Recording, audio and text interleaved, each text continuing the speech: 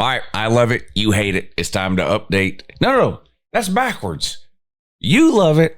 I hate it. I don't know. It's time to update the top 25. I don't like doing these, honestly, because there's no way. There's really no right or wrong way, you know. And but anyway, it's time to update the top 25. Great week of college football. Week 4 in the books. Looking forward to week 5. More great matchups coming up next week. Have some major changes in the poll and some minor changes too. Let's go ahead and put it up. Which side you want it on? Bop, bop, bop, bop, bop, bop, bop, bop, bop. Right there. Right there. No, let's do it over here today. We'll do it. I think we did on the other side. Does any of this matter? No. No, it doesn't. All right, here's my top 25. I strongly considered putting Miami number 1 this week. In fact, sort of some behind the scenes here. When I first sit down and do my top 25, I pull up my top 25 that I did last week. I then pull up this week's AP top 25. Now, I don't necessarily care where the AP has teams ranked, but on ESPN, when you look at the AP top 25, for every team, it tells you who they played last week and the score of the game, and then who they play next week. And I like to mention those things in the video, so that's why I pull that up. But anyway, and then I do a rough draft, just like without thinking, what would I do right now? And I moved Miami to 1. And I went through and did the rest of my rankings. And then when I got ready to hit save, I swapped it back. I think Ohio State might have the best individual win between Ohio State and Miami, the win at home against Texas, although it's debatable. I don't know how good y'all think Texas is. You can see where I have them ranked. And then you look at Miami's wins. They don't have a win as good as the Texas win. They've beat Notre Dame. That may end up looking like a really good win. By the end of the, if Notre Dame ends up at 10-2, then that's going to be a really good win for Miami. If Notre Dame ends up at 8-4, then, not so much. But Miami's got 3 decent wins when you look at Notre Dame, South Florida, and Florida. Florida's got a terrible record. They're going to have a terrible record at the end of the year. They're not a great team, but they've got a really good defense. So I like that group of 3 wins better than Ohio State's 3 wins.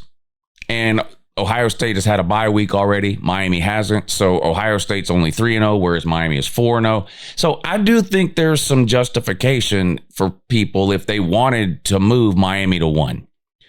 And then you've got the debate about, well, how do you rank teams? Is it who you think would win, or who you think is better between the 2 teams, or who you think deserves it? For me, it's a combination of all of those things.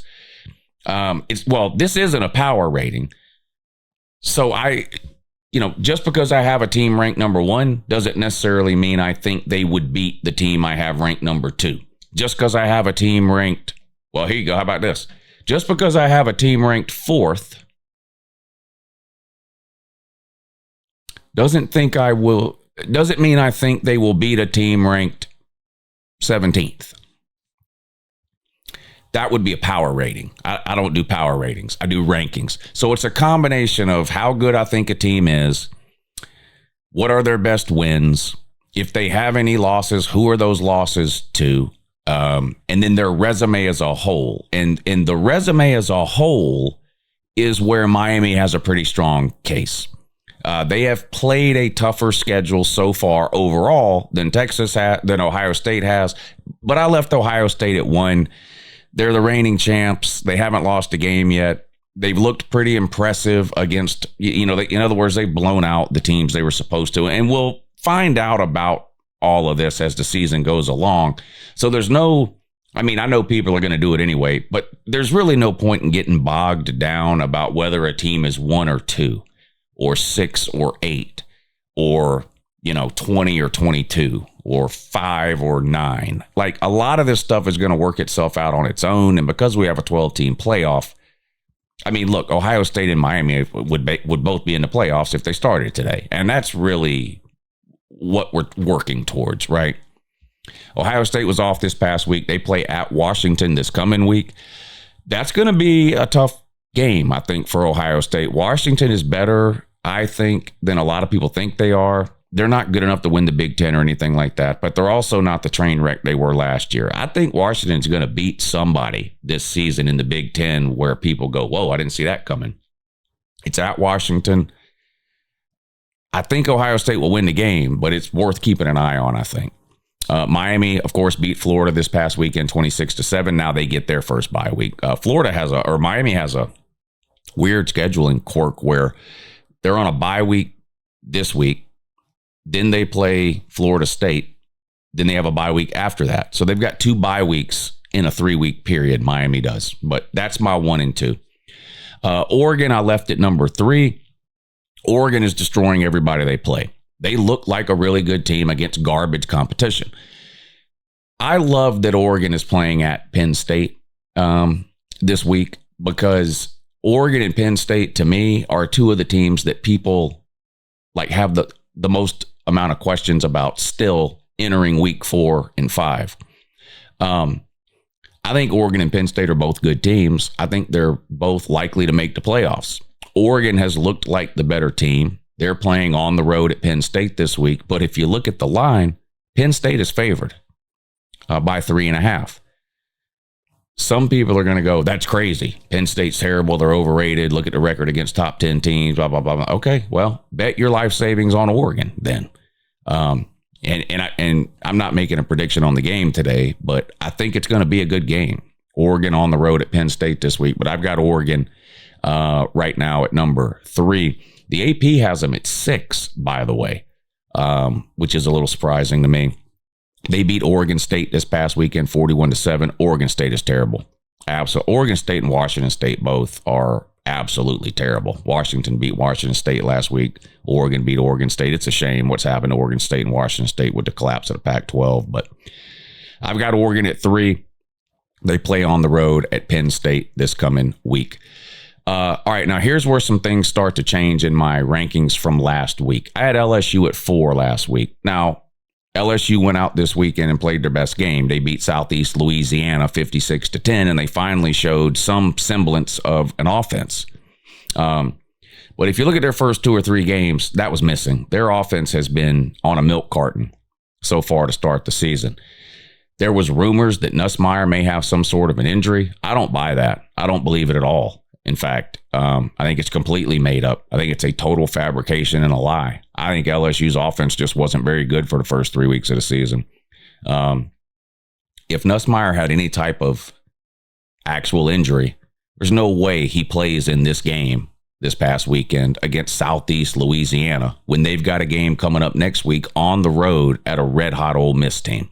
So I'm not buying any of that. I just think their offense sputtered coming out of the gate. This is not me. I had LSU at 4. I moved them down to 8. Not because they beat Southeast Louisiana 56-10. It's an overcorrection, or it's a correction for me not making the right adjustments, I think, the last couple of weeks when their offense was kind of non-existent. I still think they're a good team. I still think they could potentially play their way into the SEC championship game and maybe the playoffs. But I think everybody I have ranked ahead of them has looked a little bit better so far this season, and in a lot of cases have better wins. So everybody else moved up a spot. I moved Georgia from 5 to 4. I moved Florida State from 7 to 5.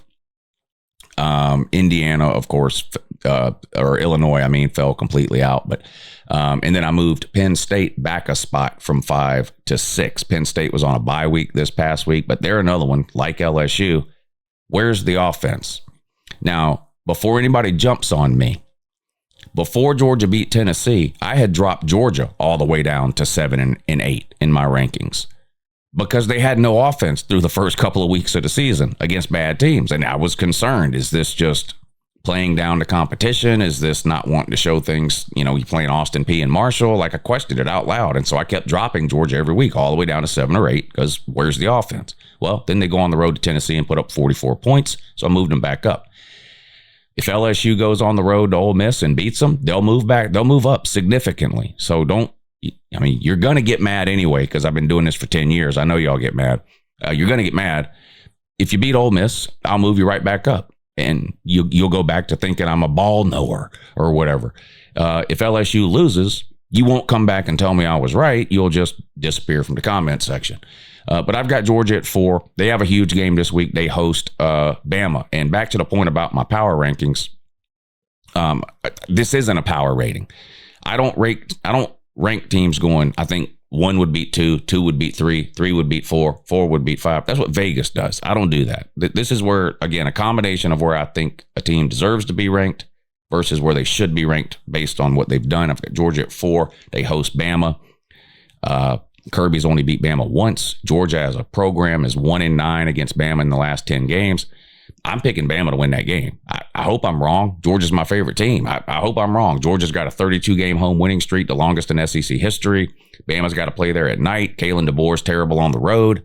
They're 1-5 in their last 6 road games. Bama is under Kalen DeBoer. That's great. I hope Georgia wins. I'm not picking Georgia to win that game. And my prediction videos will come later in the week, but there's a spoiler alert for you. So no, this is not a power rating. So anybody that wants to, look at my rankings and go, there's no way you would pick, Vanderbilt to beat, Bama. Why do you have them ranked higher? This isn't a power rating. That's why it's not a power rating. It's what have you done and where and how good do I think you are? That's what it is. That's all it is. So I've got Georgia at 4. Again, they host Bama this week. Florida State at 5. They beat another dead body this weekend, 70-0. Doesn't impress me at all. Florida State fans should be talking only about their Alabama win. That's it. Nothing else they have done matters or impresses me at all, and it shouldn't impress anybody. Any good team in college football has the ability to beat those terrible teams like Florida State did. They played Kent State, beat them 66-10. Any good team in college football has the ability to do that. Some do, some don't. Teams approach those types of games different ways. I'm not getting into that. I'm not saying Florida State's wrong for beating them 66-10. I'm just telling you, it doesn't mean anything to me at all. Their win against Alabama is what means something to me, and that's why they're in my top 10, and I've got them at number 5. I've got Oklahoma at number 6, and they might be the best team in the SEC. They've got the best defense in the SEC. They annihilated Auburn's offensive. It was unbelievable. And they didn't have to blitz to do it, was the super impressive part. If you watch that game, you already know Oklahoma had 10 sacks on Jackson Arnold and Auburn's offense in that game, rushing 4 down linemen. They don't have to send linebackers or corners or exotic blitz. Their defense is unbelievable. They get the win. At home. They've got 2 pretty good wins now against Auburn and Michigan. I've got them at number 6. I've got Penn State at 7.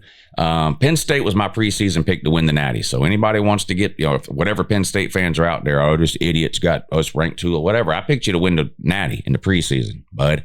And again, you host Oregon this week. So you have a chance to prove me wrong by having you ranked at 7.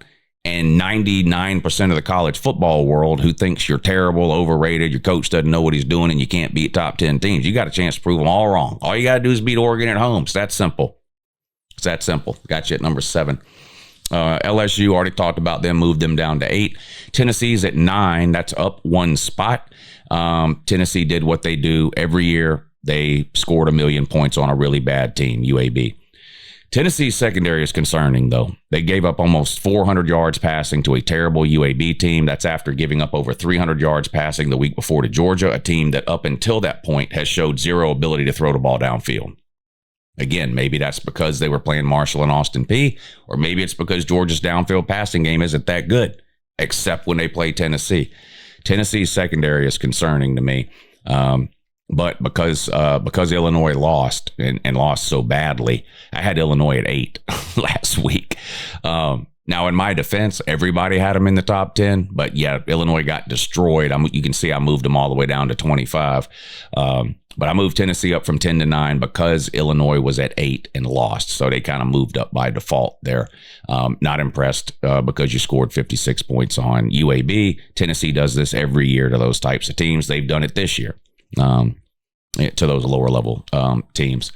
Indiana, I had them last week at 20, moved them all the way up into my top 10. That was one of the most impressive performances I've seen this season in all of college football, because I do think Illinois is a pretty good team. Playoff team? No. Top 25 team? Yeah, I think Illinois is a top 25 team. And Illinois absolutely dismantled them, just destroyed them. Or Indiana, absolutely. Indiana, Illinois, I keep mixing them up, but I think you know what I mean. Indiana absolutely destroyed them. 63-10, just absolutely. It was embarrassing it was hard to watch. So I moved them all the way up in my top 10. I was obviously wrong about Indiana and Kurt Cignetti. I thought they were a one-hit wonder. Maybe some of that is because I just don't like Kurt Cignetti. I don't know, but they are a legitimate threat to anybody they play, I think. And this week they play on the road at Iowa. So a legitimate defense there with no offense. I would expect Indiana to win the game. We'll see how many points they can score on the road at Iowa. I've got Indiana at number 10. Tennessee, by the way, has a tough test this weekend, too, on the road at Mississippi State. Mississippi State already has a win against Arizona State, and Mississippi State can sling the ball all over the place with Blake Shapen at quarterback. So Tennessee better get something figured out in that secondary, or Mississippi State's going to put up some points on them. Move Texas Tech up to 11. Very impressive win on the road at Utah, 34-10. Now, the game was a little bit closer than the score would indicate. It was tied at 10 in the fourth quarter, and it got away from Utah in the end. Texas Tech scores 24 points in the fourth quarter to win 34-10. Dominating performance defensively. Their quarterback goes down. They had to play the backup quarterback in the second half. Didn't matter. They handled business on the road at Utah and dominated them on the lines of scrimmage, which was a little surprising to me. So I was impressed with Texas Tech. Texas Tech and Indiana, I think, are probably the two teams I learned the most about this past weekend in college football. Those are two pretty good teams there. I moved Texas Tech up to 11. Texas A&M, I've got at 12. I've got Texas A&M at 12. I moved them down. I had them at 11 last week after beating Notre Dame. I moved them down a spot. It's not because they did anything wrong. They beat they were on a bye week, so they didn't play. So they didn't do anything wrong, but I had to move other teams ahead of them. I had to move Indiana ahead of them. I had to move Texas Tech ahead of them. So not punishing Texas A&M. I've got them at 11. I think it's a pretty fair ranking for Texas A&M. They host Auburn this week. Almost a must-win. Well, it is a must-win game for Auburn in terms of any chance to make the SEC championship game or playoffs or whatever, because we're too early in the season for a team like Auburn to be taking their second loss when you look at who they would still have left to play. Texas A&M 3-0. They host Auburn this coming week. I've got Ole Miss at 13. Another really impressive team to me this past weekend. They started the backup quarterback and he had 500 yards of offense. I talked about it yesterday in the Your Season Is Over video. I don't know how Lane Kiffin does it. He finds this quarterback wasting away as a senior at some Division II school no one's ever heard at called Ferris State.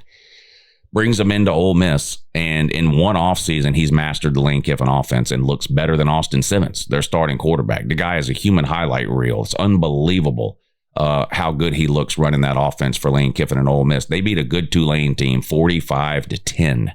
Now, this week they host LSU, so we'll find a lot out about both them and LSU this weekend. That's a massive game. Ole Miss hosting LSU. I've got them at 13. Vandy, I've got at 14. They won again this past weekend. They beat Georgia State 70-21.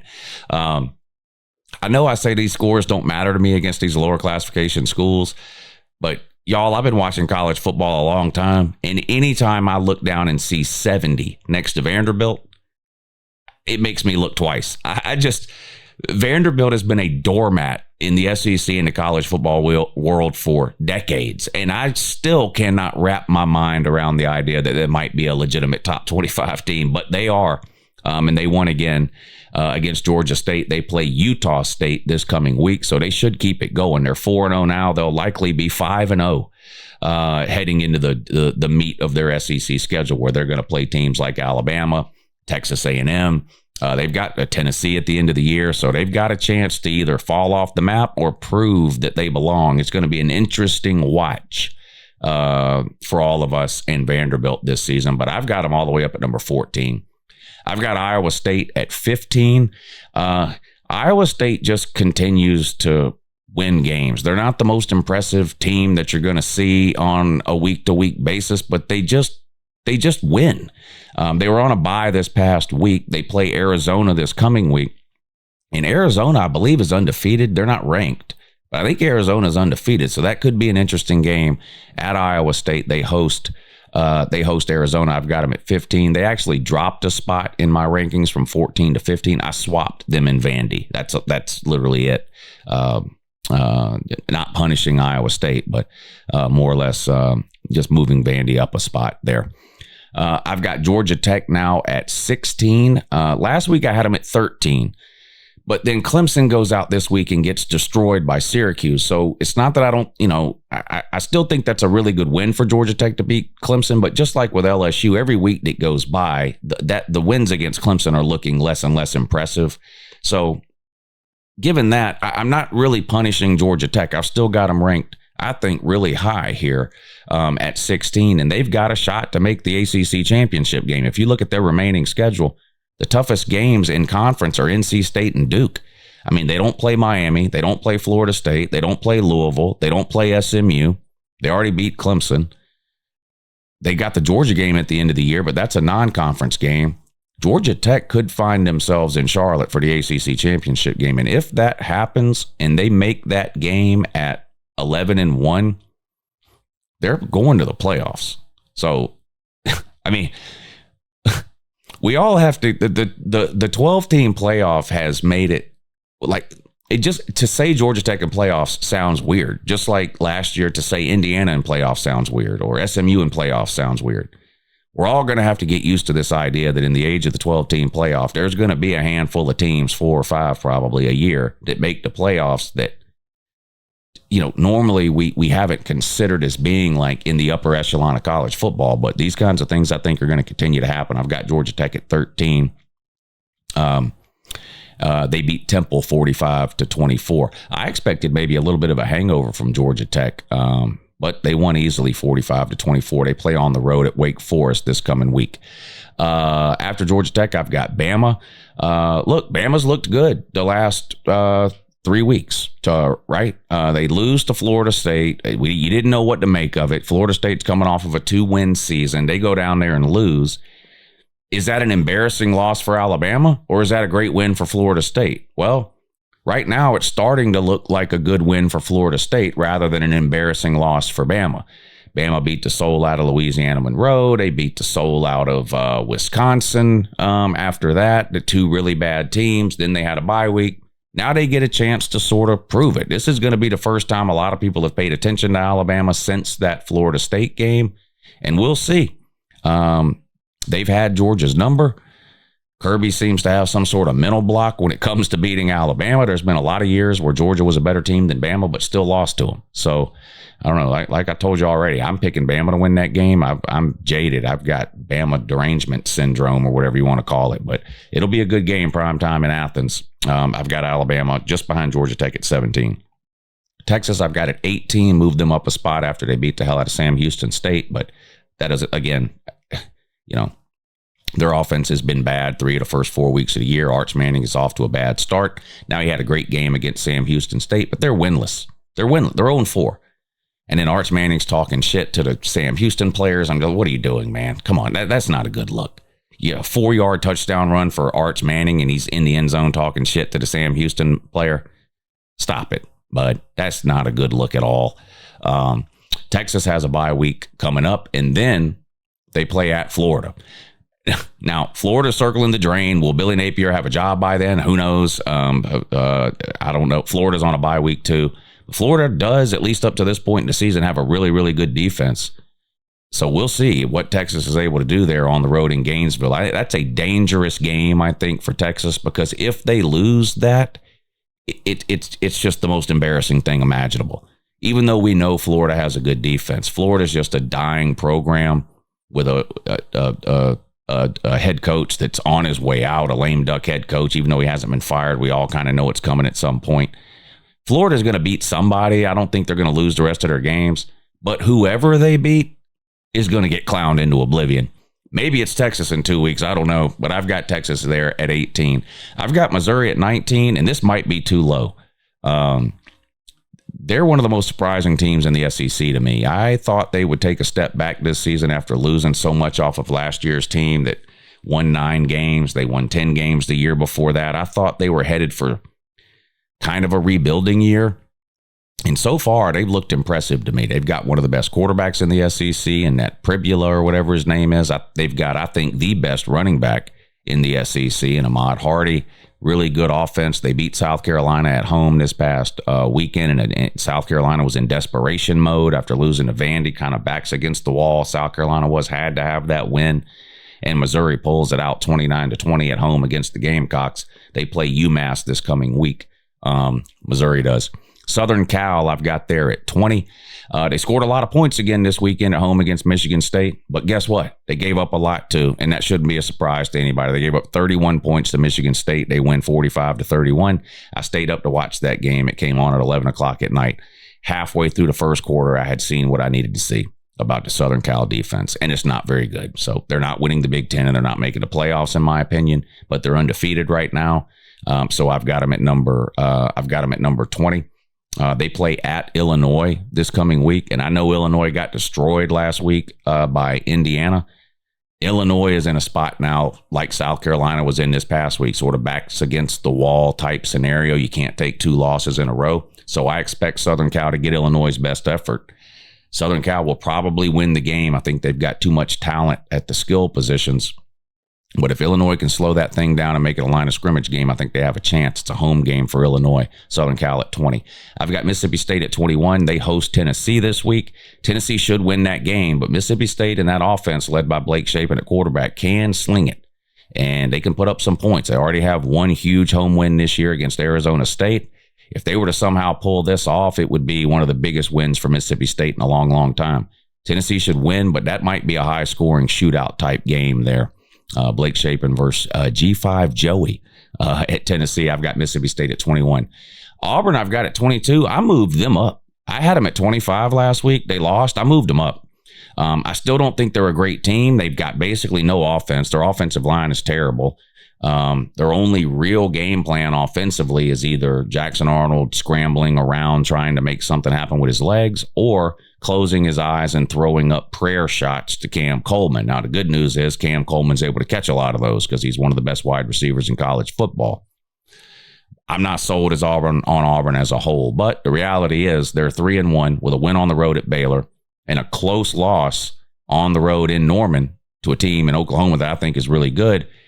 And when you consider some of the officiating things that happened in that game, Auburn was very, very close to winning that game, and some people making the argument that they should have won it. We'll see. I don't like to come on here and complain about the AP poll that much. I usually don't do that. People ask me every week, make a reaction video to the AP poll. I don't want to do that because the AP poll is basically irrelevant at this point. The playoff poll comes out, end of October or middle of October, end of October, whatever it is. And that's all that really matters. But for some reason, people do get hung up on the AP poll. So I'll say this about this week's AP poll. They've got Michigan at 19, and they've got Auburn unranked. You can't make that make sense. You can't. Michigan lost on the road at Oklahoma by 2 scores. Auburn lost on the road at Oklahoma by 7 and could have won the game.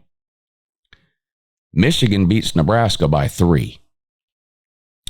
Auburn beats Baylor on the road. What's a more impressive win, Auburn over Baylor or Michigan over Nebraska? I don't think Nebraska's a great team. I don't think Baylor is either. Those wins are pretty equal to me. So then you look at the common opponent, Oklahoma. They both played at Oklahoma. Auburn played much better at Oklahoma than Michigan did. I don't understand how Michigan can be 19 at 3-1, but Auburn can be unranked with the same record. And you look at their common opponent, and Auburn clearly put up more of a fight at Oklahoma than Michigan. It doesn't make any sense to me. It doesn't make any sense to me. So that's what I'll point out about this week's AP poll. There's a million things you can complain about the AP poll, but to those of you that keep asking me for AP poll reactions, that's the best I can. That's all I'm going to give you. That's enough time wasted on the AP poll. I've got Michigan behind Auburn for that reason. They're the same record, a common opponent. Auburn looked better against that common opponent.